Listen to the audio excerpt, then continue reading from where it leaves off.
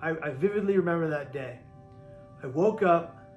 I hadn't slept much in the last 14 days, but 2 hours. Not sleeping causes psychosis all by itself. Insomnia is a terrible addendum to psychosis. I found myself at 6:30 entering my father's room, startling him awake, and he looked at me and he said, "Kevin, what's wrong?" And I wanted to tell my dad the truth. I wanted to tell my dad everything that was going on and that I needed his help. But the voices in my head that day would win the day. They screamed in my head, "Be quiet, Kevin, you're useless, you're worthless, you have no value, and you have to take your life." And I listened to those voices.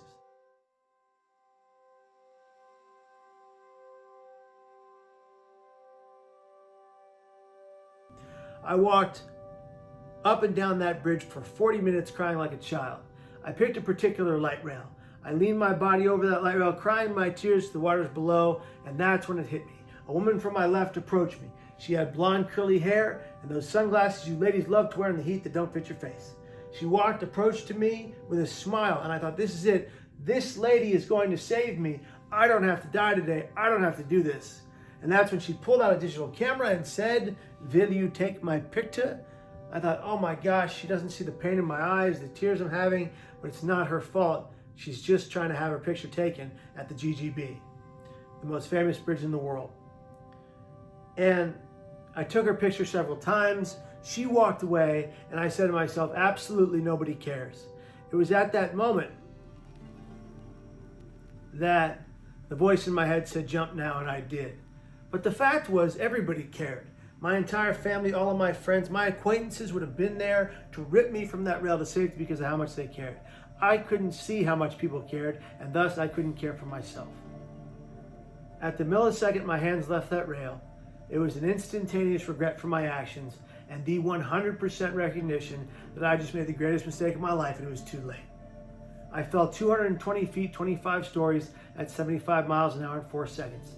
I prayed on the way down that I would live. I hit that water, went down 70 feet and opened my eyes. I was alive and I was drowning. What now? I frantically swam as fast as I could to the surface. I was running out of air. As I got closer and closer, I thought to myself, I'm not going to make it. I'm not going to make it. This is where I go. I said to myself, Kevin, you can't die here. If you die here, no one will ever know you didn't want to. No one will ever know you knew you made a mistake. I broke the surface of the water. I did the one thing I've had control over since kindergarten. I prayed. God, please save me. I don't want to die. God, please save me. I don't want to die. I made a mistake. On repeat, and I firmly believe he heard me. A woman driving by in a red car at the moment of my attempt saw me go over and called her friend in the Coast Guard. The singular reason the Coast Guard got to my body before it would set in hypothermia and drown, a 3-minute window, was because that woman made that phone call. In the water, as I was flailing to stay afloat, I kept going down. At that point, something began to circle beneath me. I thought to myself, you've got to be kidding me. I didn't die jumping off the Golden Gate Bridge and a shark is going to devour me. Are you kidding? It turned out not to be a shark at all.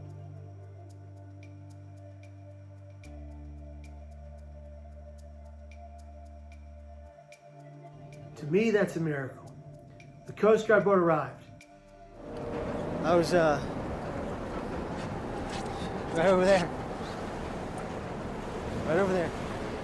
I thought I could not have just done that. There's no way I just did that. This is not real. Water's not real. Me going up and down and swallowing salt water, it's not real. I'm not in this water. I did not jump off that bridge. It didn't happen. And that's when I just prayed. They fished me onto a flatboard. They started asking questions.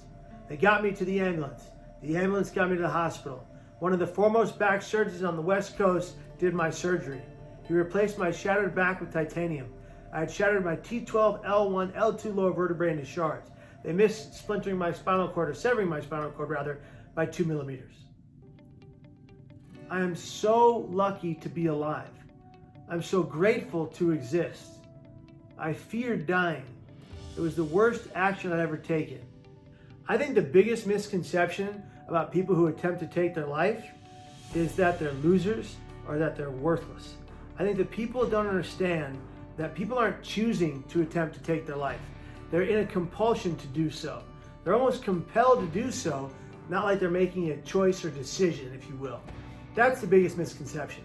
People think that, and you can hear it in the language, he chose to take his life. He decided to check out.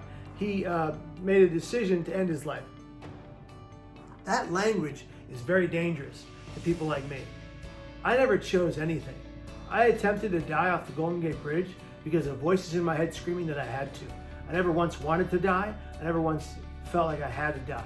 I believed it was the only option, the only course of action, and that I had no choice.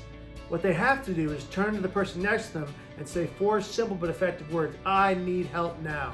And if the people in front of you aren't willing to help you, you've got to go out and you've got to search far and wide until you find someone willing to empathize with your pain.